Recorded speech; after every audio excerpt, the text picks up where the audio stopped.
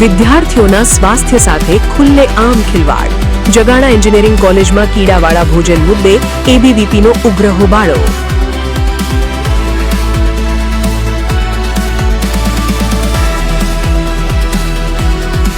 દિયોદર તાલુકા પંચાયતમાં સરકારી સંપત્તિનો ખુલ્લેઆમ દુરુપયોગ. પ્રમુખની ચેમ્બરમાંથી જ ખાનગી ઈ કાર ચાર્જ થતા વહીવટી આલમમાં મચ્યો ભારે ખળભળાટ.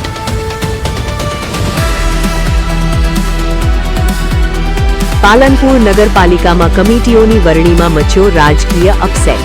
નવા ચહેરાઓને લાગી લોટરી તો સંનિષ્ઠ નગરસેવકોની બદબાકીથી પક્ષમાં છૂપો અસંતોષ.